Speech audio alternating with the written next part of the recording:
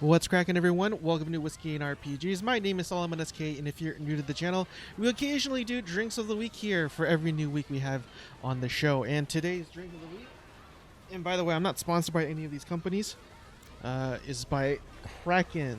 Now, I know this isn't a whiskey, this is a spiced rum, but the reason why this is one of my favorites is because it's made out of coffee beans. So it has a very unique flavor from other rums and a very unique smell and taste as well. So we'll be drinking that for the rest of the week, and if you're interested, you can always hang out with me with your beverage of choice. So if you got your glasses ready, let's cover the news together. Cheers to you guys.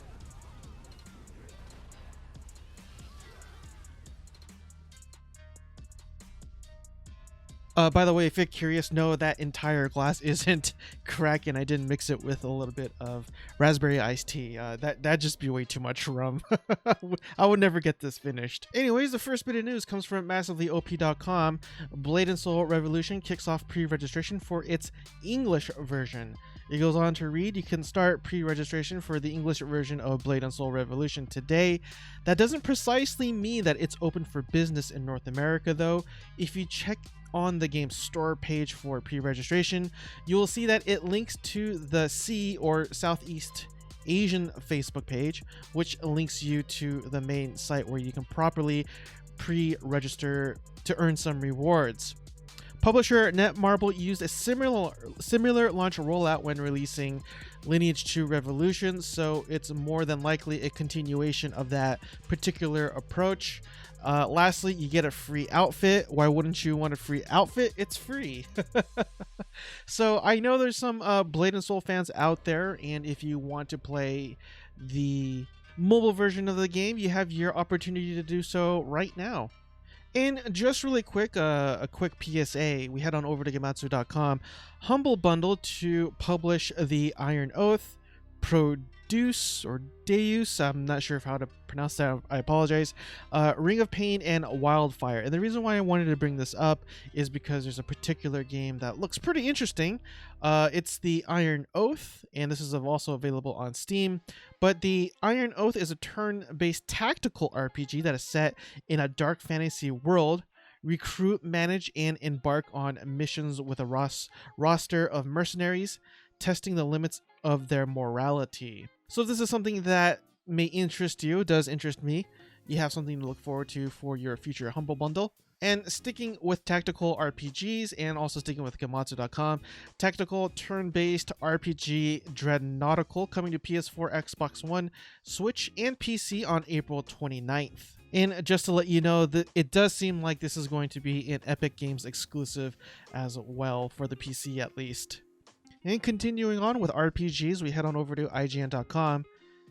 Gamedec, I believe that's how you say it, 10 minutes of Cyberpunk themed RPG gameplay. Another Cyberpunk RPG worth keeping your eye on, and I completely agree with this. You'll notice that I got the sort of trailer playing up above me, and the graphics look absolutely crazy, very gloomy but very polished. It goes on to read, it's a cyberpunk themed isometric perspective RPG in which you play a detective who solves crime in virtual worlds.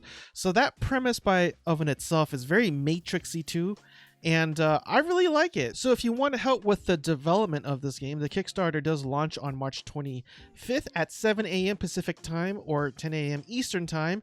The game has no set release date as of yet. Now we head on over to MassivelyOP.com. Again, Final Fantasy XIV brings Hatching Tide around with a new sort of bunny suit. Now apparently there's already some sort of bunny suits that are in the game already, but this particular one is different from some of the other ones because they tend to have a bit more of an adult theme, if you know what I mean, to those other bunny suits. But this particular one, it reads on, says the bunny suit will be available by taking part in the event, which kicks off on March 30th. However, the event actually has two separate chapters, with the second part kicking off on April 5th.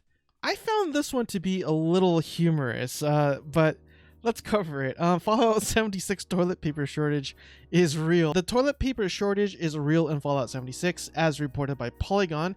It appears that players are hoarding toilet paper in Bethesda's Wasteland. Well, while this might be done in jest, this actually does appear to have some sort of effect on the in-game economy. So if you click on some of the Twitter links here, this first one is brought to you by Grazcore, and yeah, I know it's kind of hard to see, but this toilet paper roll, 500 caps. Yeah, that's kind of on the pricier side of things. I mean, and secondly, you got this is brought to you by Sticks _ Sylvain, I believe that's how you say his name. Toilet paper prominently displayed in a fancy casing, I guess you could say, or display case. Heading back over to massivelyop.com, Ultima Online's 108th update is live with housing decay overhaul and treasures of Tokuno. I believe that's how you say it. But yeah, I can't believe this game is still going on. It's really impressive. I'm really glad this game is still around. It goes on to read, Ultima Online may be a million years old. Yeah, true. But it's getting updates. In fact, its 108th publish was officially dropped on the production servers as of today. The centerpiece of the update is the overhaul of the housing decay system.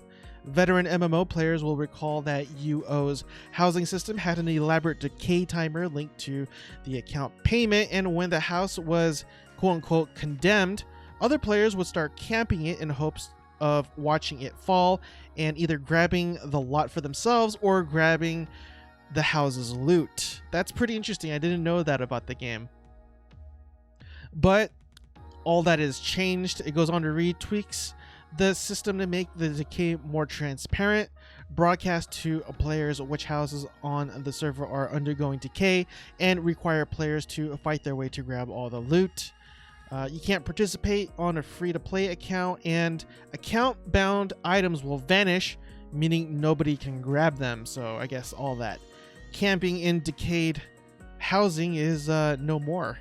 Heading on back over to Gematsu.com, Kickstarter campaign for 3D action adventure quick RPG, Holmgang Memories of the Forgotten launched. And this one's really interesting too. I'm really curious about what quick RPG means. But it goes on to say, Zero Uno Games, I believe that's how you say it, is a new game studio comprised of former staff from companies like 343 Industries, Electronic Arts, Mercury Steam, and Rockstar Games, which launched a Kickstarter campaign and seeks $45,000 in funding. The developer describes a quote-unquote quick RPG as a typical RPG, but with 8 to 10 hours of clear time for each playthrough, each with different route maps and secondary missions, and with different endings affecting their personality of the character. Players receive different rewards depending on the results of those missions, making each playthrough a different experience.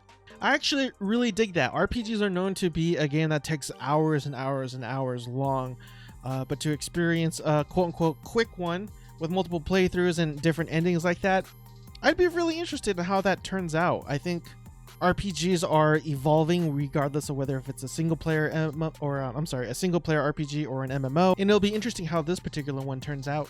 Heading on back over to MMORPG.com, free 30 days of Skyforge announced as 5th anniversary expansion, delayed due to that particular illness that I can't mention.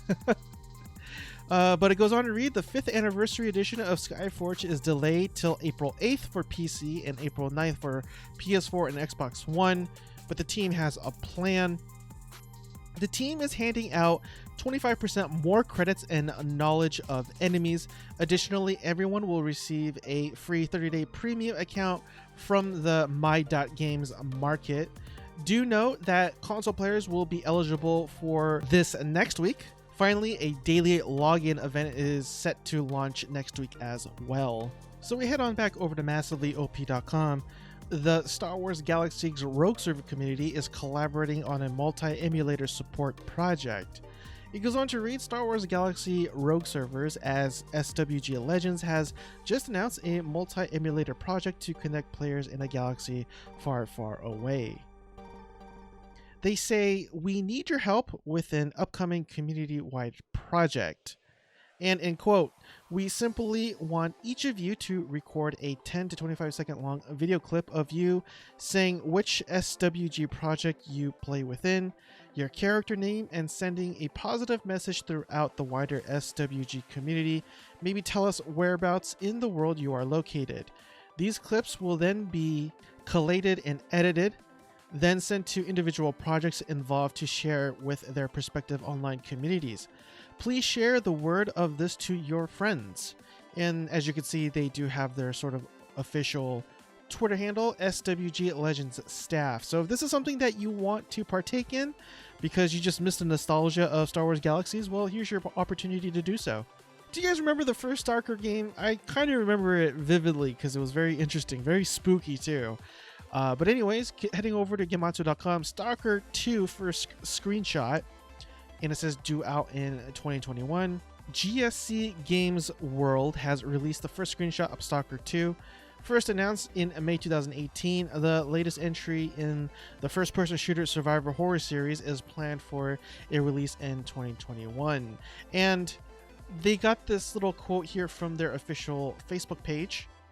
And it goes on to say, 13 years ago, we released STALKER, Shadow of Chernobyl. I can't even believe it's been 13 years. Holy crap, 13. Wow, okay. My goodness, time flies. But this does remind me of another game. We head on over to PCGamer.com. STALKER Online, the Exclusion Zone MMO is finally coming to Steam. And if I remember correctly, I did cover this back when my channel was super new. Still kind of is. I believe this game is still in early access, but from what I can remember, this actually isn't actually called STALKER MMO. I believe this is another related title, but not really. I'm not exactly sure. But in any event, you do have certain STALKER content out there if you're curious. Heading on back over to massivelyop.com, Saga of Lucimia, I believe that's how you say it, shows off over 2 hours of Stage 3 alpha gameplay. It goes on to read, the stream itself is full of looks at how Saga of Lucimia is coming along, as well as some general mechanics information. For instance, there's no maps in the game, and while there is a trait that players can unlock to help them get a general sense of where they are directionally, players are being advised to pay attention to quest text, flavor text, and NPC instructions, as that will provide guidance on where things are. It was also showing off the importance of campfires, which helps players recover hit points and stamina more quickly, though players will need a specific survival trait unlocked. And lastly, at one point in the stream, the devs answered the question of incentives for pre-ordering the game, most specifically that there aren't any in-game items for the various tiers. That's by design, they said. The devs would rather have its art team focus on creating assets for the game itself instead of assets for in-game items or cash shop items, which also explains why Saga of Lucimia is a subscription-based game. Any old school 90s RPG fans out there? I'm definitely one of them. But we go over to Gematsu.com, Grandia HD Collection, Grandia HD Remaster, and Grandia 2 HD Remaster versions 1.0, 1.00 updates now available. Gung Ho Online Entertainment America has released the version 1.0, 1.00 updates for Grandia HD Collection for Switch, and Grandia HD Remaster and Grandia 2 HD Remastered for the PC.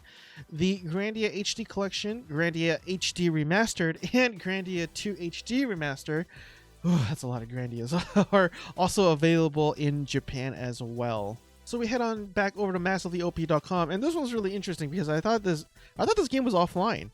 I didn't realize it was still up and running, and I'm kind of surprised, admittedly. But anyways, APB Reloaded accidentally lets a player into its game engine upgrade beta and talks more about the actual beta. If you recall, the original APB was released, but it probably had one of the most disastrous launches in MMO history, if you want to put it that way, and that's why it got rebranded to Reloaded, if I recall. But that was years ago. Anyways, it goes on to read, players of APB Reloaded have been waiting patiently for the game's long-awaited engine upgrade, so it probably just goes to show how dated the game looks. But reading into more of its headline, it says, it's important to note that he confirmed, and we're talking about CEO Matt Scott here, that the player got into the beta without being permitted, but said the player also identified the method and contacted developers on how to fix it. So Scott is neither removing the screenshots nor penalizing the player in question, which is actually a pretty cool move in my opinion. So if those of you who played the original APB or APB Reloaded want to get into a more updated version of the game, it looks like you got some new content coming your way. Heading back over to MMORPG.com, Black Desert Mobile receives the Dark Knight class and Tower of Trial and Portuguese support. But that's really it. That's all really. It just sums up the article with that. Heading back over to MassivelyOP.com, Shroud of the Avatar offers a preview of its upcoming Bunker C scene, which is a new dungeon arriving to the MMORPG sometime later this year. He goes on to read, this new encounter is part of an upcoming quest that will start in Novia's far hitherlands and directs players to a crumbling underground shelter full of deadly lava as well as undead and elemental threats. And now I'm just going to cover a few stories that aren't MMO or RPG related. First one being Epic Game Store announces another batch of exclusives, and I know this is going to irritate a lot of people. But yeah, they do have a list, 8 titles here.